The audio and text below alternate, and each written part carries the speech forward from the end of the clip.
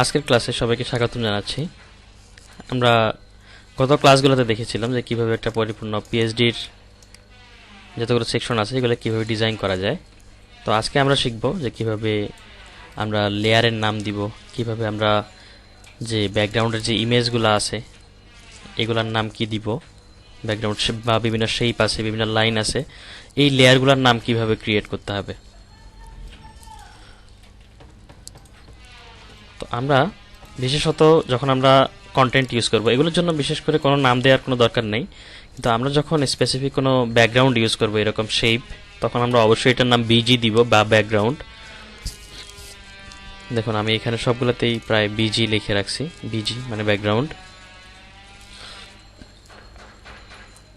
এর পরবর্তীতে আবার যখন আপনি কোনো আইকন ইউজ করবেন এগুলো অবশ্যই, যদি আপনি ফ্ল্যাট আইকন থেকে আইকন ইউজ করে থাকেন তাহলে তার পাশে অবশ্যই আইকন লিখে রাখবেন, এরকম আইকন লিখে রাখবেন। সবগুলোতে আইকন লিখে রাখছি আমি। আর যদি আপনি ফন্টাসাম থেকে ইউজ করেন তখন ওইরকমভাবে লিখে রাখলেও ডেভেলপারের সুবিধা হবে, যে ফেসবুক অ্যাপ, তাহলে তার আইকনগুলো পেতে সুবিধা হবে। আর না পারলে আপনি শুধু আইকন লিখে রাখলেও কোনো সমস্যা নেই।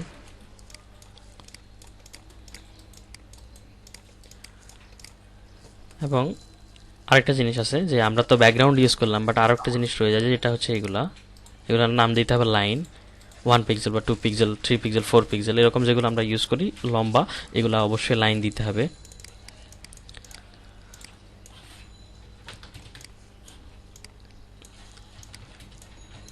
এখানে মোটামুটি আর কোনো কিছুই নাই, এগুলো সব বিজি আর লাইন এগুলোতে ইউজ করতে হবে। আইকনের জন্য আপনারা আইকনের নাম দিবেন। ফন্টাসাম থেকে নিলে আপনারা হয়তো দিতেও পারেন, নাও দিতে পারেন, এটা সমস্যা নেই থিম ফরেস্টের জন্য। তবে অবশ্যই যে সকল ফ্ল্যাট আইকন থেকে আইকনগুলো নেওয়া, আবার বলে দিচ্ছি যে ফ্ল্যাট আইকন থেকে নেওয়া যে সকল আইকনগুলো এগুলো অবশ্যই সাথে আইকন লিখে রাখতে হবে।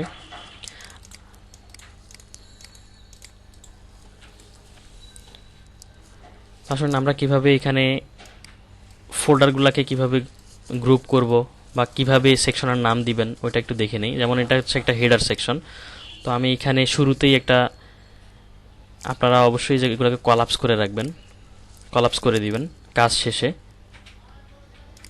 এই যে আমি হেডার, এটার নাম দিলাম হেডার।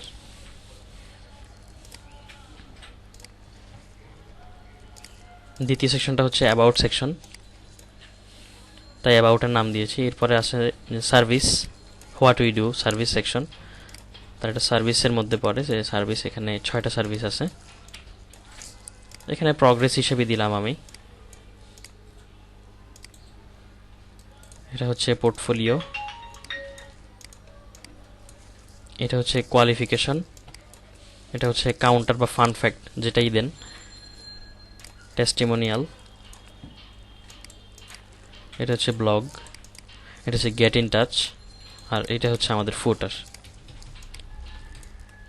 তো এইভাবে আপনারা ফোল্ডারের নাম দিবেন, প্রত্যেকটা সেকশন ওয়াইজ একটা করে গ্রুপ হবে আর গ্রুপের নামগুলো দিয়ে দিবেন সুন্দরভাবে। আর ভেতরে যদি কোনো গ্রুপ এরকম করে খোলা থাকে আপনারা অবশ্যই এগুলোকে বন্ধ করে দিবেন, ক্লিক করে